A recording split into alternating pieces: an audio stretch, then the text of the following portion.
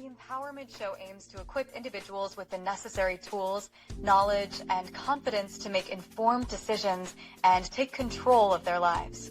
It also focuses on ensuring access to essential resources and the opportunities. Hey, good evening, young lady. I just had to get it right. I mean, I'm playing what do you call it? I'm playing engineer and I'm also playing the host at the same time. So That's all so good. well, just bear with me a little bit on this, that, and the other, and I'll get right to you. We'll get right into it, and we will be good. Okay, so for the viewing audience, my name is Kendall Stevenson, and I am the host of the Empowerment Show. As you can see, the young lady I have in front of me, her name is Kira Prophet Gray, Esquire, and she is an attorney. She's a civil rights attorney, as a matter of fact. Good evening. How are you, young lady? I'm doing well, and thank you so much for calling me young. Well, thank you for so much for me for having the patience for me to make sure I got the show and get it together. Um, I call you all the time when I want to talk about politics and I want to find out what's going on legally. So I got to be like the other guys. I got to call a scholar. So that's got to be you, the Well, legal thank scholar, the you. legal scholar. Thank you for being the legal scholar for my show. It is greatly appreciated. I have some questions about Elon Musk. Yeah, I let's get understand in it. that hey, he's under investigation right now. And part of that investigation is the firing of people. And then I think it's also a little corporate corruption going on there too. What's happening? Yeah, well, first of all, I mean, the way that he's firing people runs, I would say, this is how we say it, runs afoul of the law. And that means that he is not giving people their due process and civil rights, legal uh, opportunities that they should have in order to make sure that they cannot be in that job that they have been chosen for. So let me just break this down. Federal government has a lot of protected civil servant positions. And Right. what that meant is there was a Civil Servant Act in like 1970s, late 1970s passed, that said that federal employees who work under different administrations in different departments, federal agencies, can only be fired for cause, meaning they had to do something in order to say that's a fireable offense. Right. It's not like Pennsylvania where you got all this at will employment where you can fire someone for any reason without any real, reason for doing it. They didn't have to do anything on their part. Yeah, The it's the right to civil work service, state. yeah. Well, and Mm-hmm. right to work means something different because that's more in the union Mm. area, right? Okay. People think right to work in unions. Well, look, I'm not going to digress right now. I want to stay on this civil rights area. Right on. So civil servants, because they were usually fired with different administrations, they wanted people that were going to work on behalf of the public and not just work on behalf of someone's political agenda. So they said if you got scientific knowledge and you're working in the Department of Human Services, you don't want someone that's going to say, oh, you know what, vaccines are bad just because that's the political agenda of the new administration. You want someone that's going to say, this is the science, this is what we should be putting out to the American public. And that was protected because they just didn't want people to be fired willy nilly. Now, what this president is trying to do is he's trying to create policy positions. So about 90% of federal workers are protected by that Civil Service Act. But Mm-hmm. the policy people are not protected. And those are the people that generally do the will of the administration's policy and political agenda. There are about maybe 400 positions in the federal government that are the policy positions. Trump is trying to create thousands. So he's trying to eliminate people that work on behalf of the people in the country and hire people that are going to do exactly what he wants them to do. And this is why DOGE was created to make job cuts by saying they're downsizing, but they really don't have a real good argument for the downsizing when they are creating jobs in other places where they want people to work on policy. So that is where the rubber is going to meet the road with the law. You're Mm-hmm. firing people out of retaliation. which you cannot do. That is illegal. You're firing people basically because you want to replace them with people who are going to do things in your will versus work on behalf of the American public who pays their salaries through their taxes. And now we're seeing courts stepping in and saying, look, you can't fire people who are on probation for not doing their job because they haven't had a chance to prove it yet. So all of these things that they're doing are ending up in courts. There are a number of organizations that are suing. There are a number of attorneys generals in Mm-hmm. certain states, not this one, that are suing on behalf of people who are in particular positions that are state and federal related. And so it's really time that we see the courts step up and be the independent people that they are and push back on this Trump agenda and administration. Yeah, I know that the court system is pushing back, but it seems that Trump, he's found a way to circumvent it, or he just says the hell with it and does what he wants to do. Yeah, well, he is doing what he wants to do, but all those things do come full circle, right? Right. And what I have been shocked about is generally courts work very slowly, but many of the court's decisions for injunctive relief, meaning like they're just stopping it and saving the argument for another date. They're just saying right now you cannot do this, and we'll put a hearing on for you to tell me why you think you can do it. Courts are stepping up big time in doing that. And they are really stopping some of these executive orders that are illegal, that are in conflict with the law, and that are really creating harm for people who have no other way to deal with this but for the court saying, no, you can't do that. I'll give you one example. That is the area where they're just kind of deporting students Mm-hmm. because they have written either papers or spoke out in some way against freeing Palestine. And the Trump administration believes that because you have done that, I can use this anti-terrorist act and get you deported. Well, no, that is not illegal. And there is a process. And so courts have now stopped certain students from being deported and allowing them to have their day in court. Yeah, some of them have already been deported, though. I Yeah, understand some of them have. from And yeah, from what I've and been hearing, some of them have already been. A lot of they, from what I understand, there's been quite a few people who have been deported, but they should not have been. well, they and what they have done is they categorize it, right? And this is where this is unfortunate because it's more the people who he's saying that have been convicted of a crime. He's Mm-hmm. just wrapping them all up and sending them on over, calling them that they're part of a gang.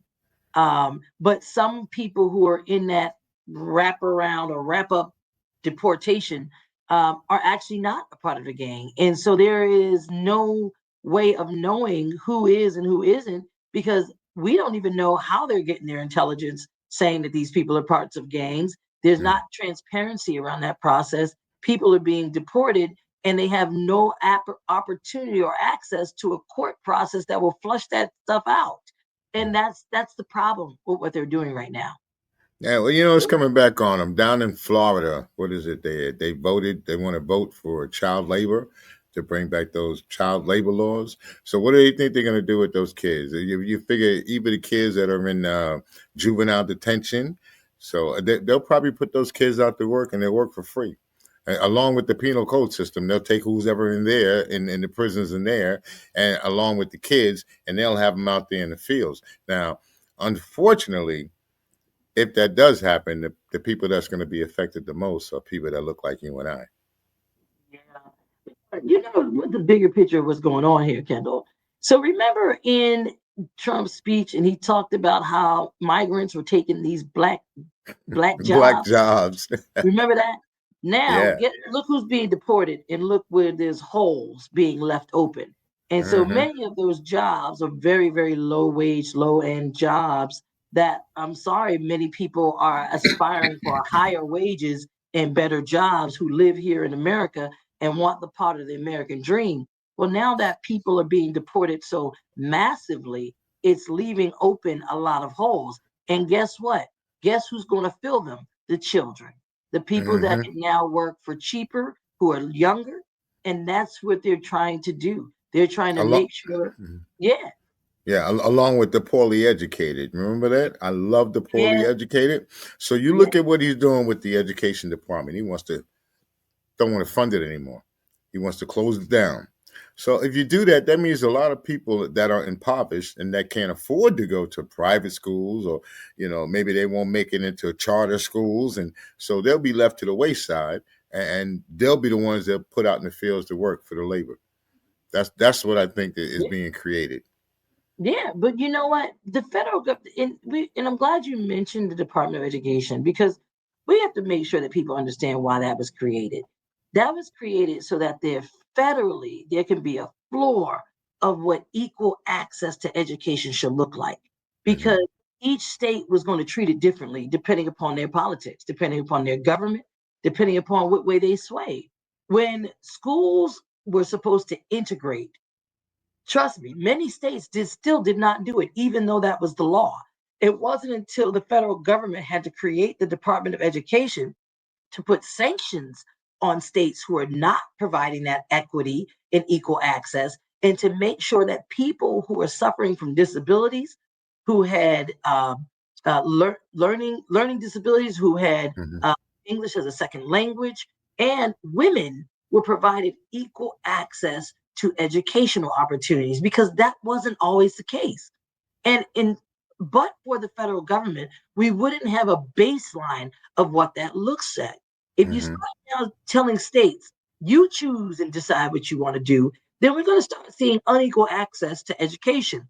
Take, for instance, Texas. Texas has a cap on how many people with learning disabilities that they're going to provide extra funding for learning support. A cap. So once they're done with that cap, I'm sorry, the rest of you guys don't get this funding for this year.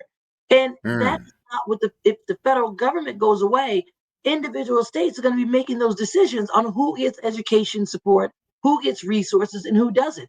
And we're going to know, and we're going to see which states are probably going to eliminate or be biased towards people who are in the minority, women, Hmm.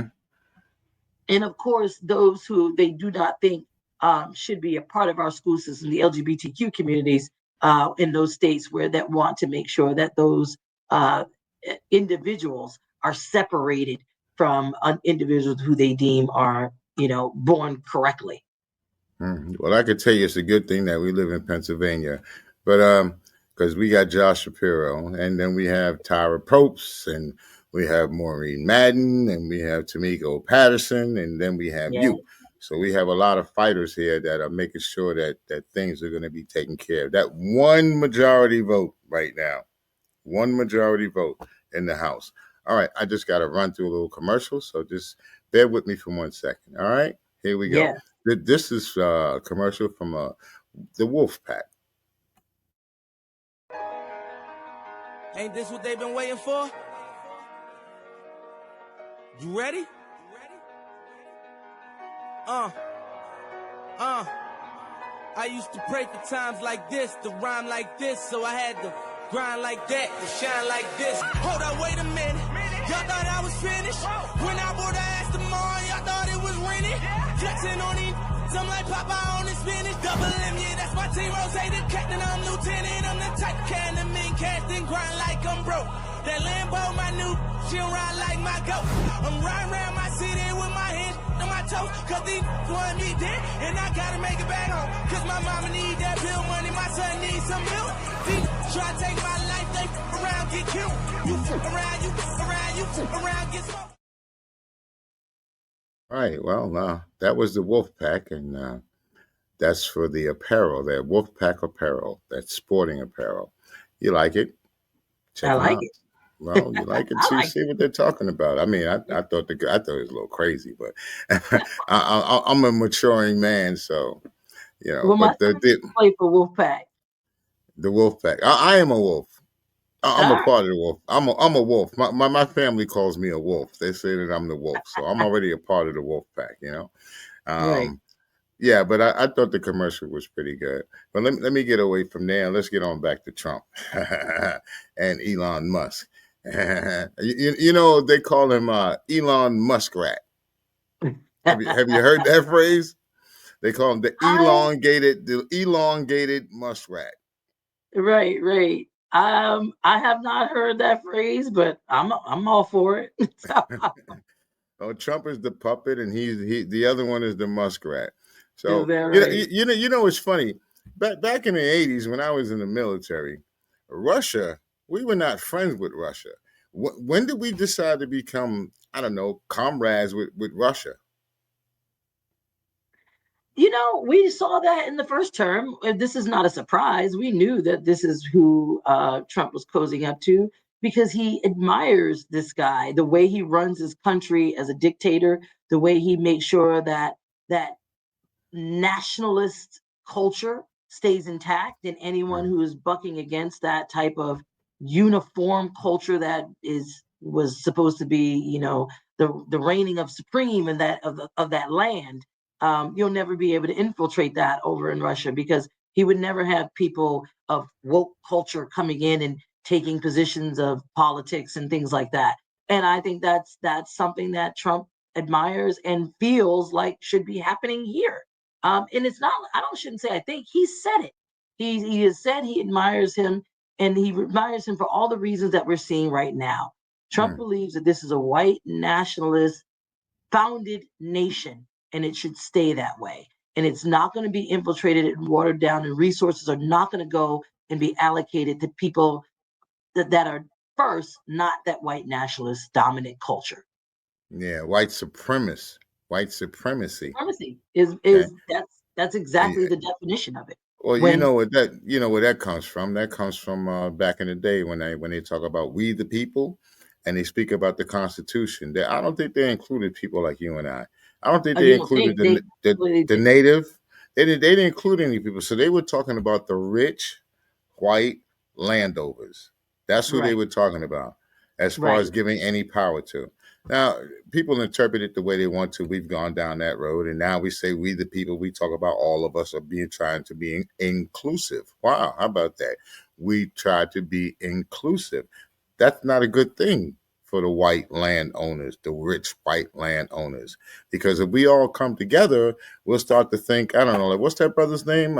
Fred Hampton, Yeah, yeah, that brother had it right on time because these people think it's about the color. They think everything is about color. It's not. This is all about money.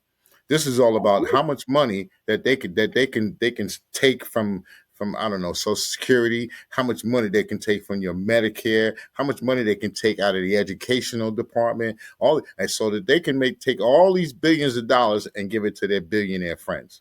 That's what this is yeah. all about. So that they can thrive, own the corporations, and you and me and people who have low education, who have English as a second language, who should not be here anyway, so they think can work for us, for them. Hmm. Hmm. And that's how you keep the power structure in order. I do want to say something about this inclusion, right?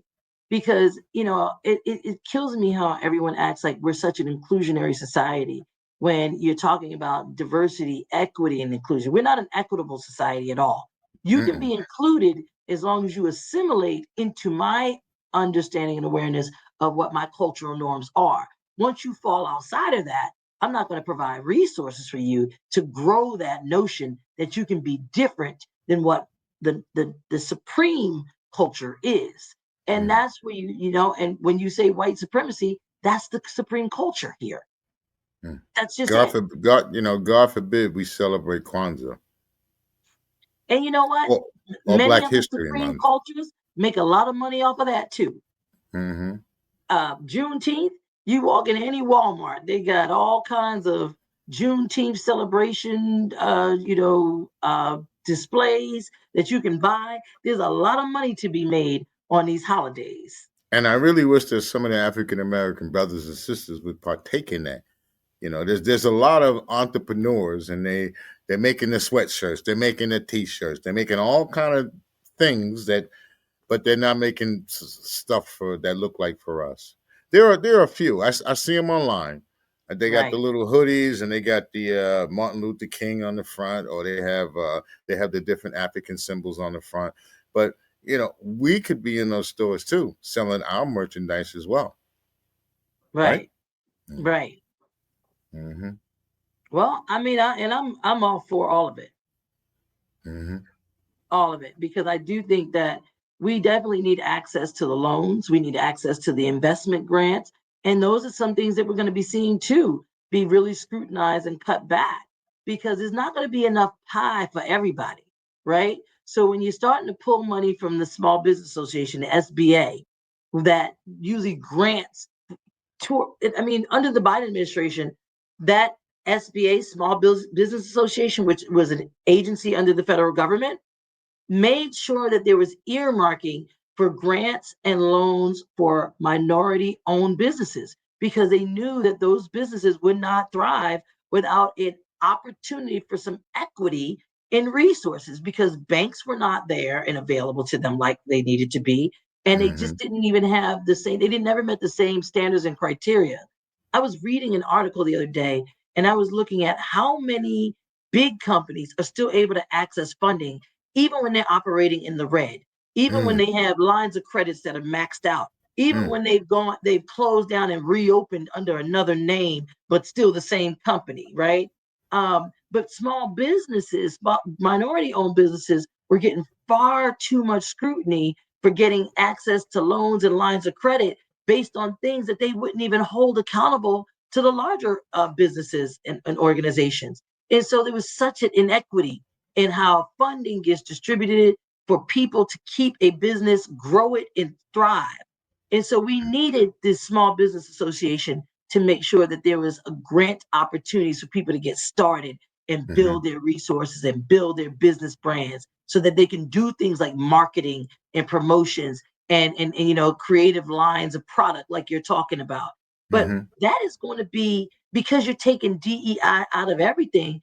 Now the competitiveness of those grants are never going to make sure that it reaches the people that truly need those grants, because now everybody's going to be able to apply for every grant, and some are not going to be earmarked, especially for businesses that have failed under COVID and are struggling to come back. And large businesses, they have that corporate welfare anyway, so they're going to get paid. They're always going to get paid. And there's always going to be a too big to fail thing on them, right? That's exactly what I was going to say. They're too big to fail. They're always going to have that mantra hanging over their head. We're too big to fail. See, the little guys, they're like people who are trying to get onto public assistance, and they make a dime too much. Right.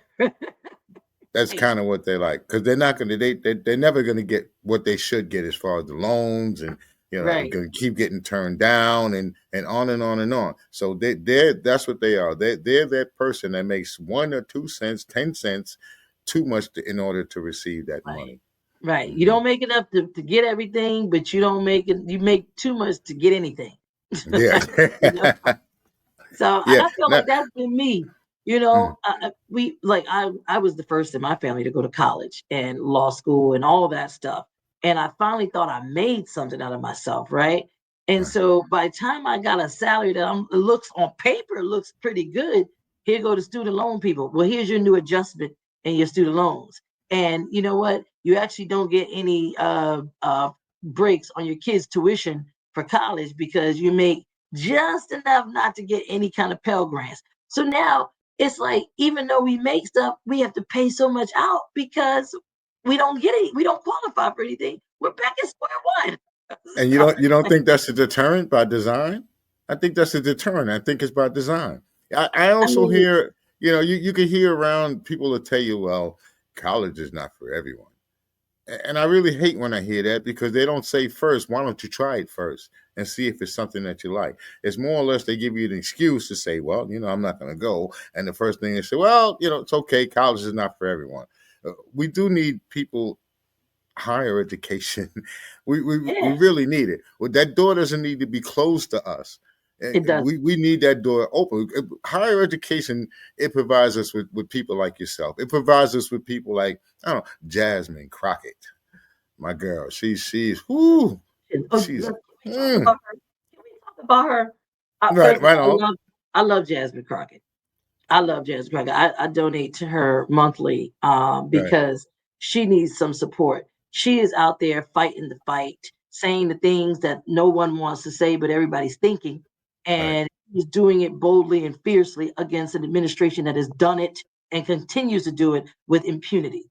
And so she does it in their face. She does it right there on the floor. And they can't stand that. But here's what I'm a little disheartened about, because I see some of our own chastising her for lack of decorum, making Mm, sure, basically talking that she's not being professional enough. And there are antics that people catch and they're sound biting. But I know one thing for sure. I believe she's a very serious lawmaker that's out there to shed some light and awareness on a community that has seemed to be forgotten and some people have been out of touch with. And I mhm, appreciate her for that. But then I also appreciate her for checking the people who thought they were uncheckable. Because sometimes you're not there to be a punching bag for them. You're there to make sure that they respect and value you just as much as they want that from you. And I've seen mhm, so much disrespect, so much immature, disgusting behavior that is allowed to be done because everybody appeases certain folks. And I'm mm, I'm, I'm disgusted with that because I mm, know me, I couldn't get away with being nasty to people all the time and still have an opportunity to rise up. I couldn't mm. get away with having zero personality and just a total, I almost said something on this. I don't even know your spots, but I won't. Be careful. So, But you're talking about not Trump because everything you say sounds like you're talking about Trump.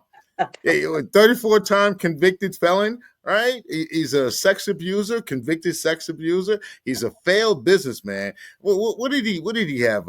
Six fraud. bankrupts. He's been bankrupt 6 times. They fail Fraud. up. Kendall, they fail up. They fail And up. yeah, but And he's they still talk moving. about the privileges. This is Yeah. privilege. Oh You know, my God. I have to prove myself 85 million times just to be spoken about in the same conversation as other people who have never had to deal with the things that I've had to deal with, who have never had to maneuver in the way that I've done, who have gotten an automatic pass just because of what they look like and how they present. And is always gets the, oh, this person's so smart just because they need that. We don't get that. We have to pat ourselves on the back. We have to do our own thing. And I am so tired of these fragile egos that we've got to tiptoe around. And you want to say that you're a leader? Get out of here. Get a backbone and fight fire with fire. Yes, I'm coming in rightfully so, not through DEI, but because I've earned the right to be here. And if you don't like it, too bad. But you have to compete with me and you have to stand next to me and show why you deserve to be here. And that's the problem. That's part of the problem. That's definitely part of the problem. That's probably why 89 million people did not vote. Yes, Okay, that's part of the problem. But they use their tactics. They do things like they take words like diversity, inclusion, right? Diversity, equity, and inclusion, and they make it an acronym, DEI. So then they politicize DEI. Once they vote, politicize it, then they criminalize it. They make it a bad demonize it. thing, Put black taboo. on They it. They put demonize it. black on it. They And put then black you on know it. what they do? You know what they do? They make you afraid of it. Then when people get afraid, they become angry. And then they come out and say, you know what? I can fix it. And then I people vote love for what them. you just said Hmm. because what people don't remember about history is propaganda narrative, meaning if you say something and you own the airwaves and you're able to have the platform to say something over and over and over again, that people believe it. You don't need any evidence. And Hmm. so what they have continued to do is talk about woke culture and DEI is something that's threatening the fabric of our nation because it's taking away good jobs from good working people and giving it to less qualified people, which is exactly what privilege has been forever. Like since forever. So Like, this is are what we we're gonna kidding do. me? Kira, yeah, I tell you, I give you the 30 minutes and we're I we're know. just about out of time. Uh Tune in audience. I'm thankful that you guys are tuning in. I appreciate you subscribe to the site. This is Kendall Stevenson. This is the Empowerment Show. Kira, I gotta have a part two, right? You have to. I'm sorry. I got real. Man, we could talk forever, and I think I Man, just can't. well, we got to get it out there. We got to let people know. We got to let the information know. That's why we have the Empower Show, the Empowerment Show. We Absolutely. are here to empower the people, right on. So power to the people, and more or less as they say. And yes, I love Fred Hampton That's right. Can I and just his put a quick plug philosophies. in for Oh, the go ahead, Marone baby. Law Firm? So I am currently at the Marone Law Firm. We do civil rights and other personal injury law. And if you are in Pennsylvania or anywhere in the surrounding states, Jersey, New York, we are here. Please give us a call at the Marone Law Firm. We are 215-732-6700. or just Google Marone Law Firm, Marrone Law, and you'll bring us up, and it'll bring up all the great things that we do and how we fight for our clients at every step. So please look us up. Kendall, thank you for having me on. Thank you very much for being on. All right. And just for the rest of the viewing audience out there, I'd just like to say thank you again for tuning in. A young lady, her name is Helen, and I'm only going to give her first name, and I'm hoping that she watches the show. We here at the Empowerment Show, we like to give our condolences. We do understand what it is and how difficult it is once we have someone that has transformed, has moved on. Okay, so again, thank you again. This is Kendall Stevenson, and I am out. See you next week.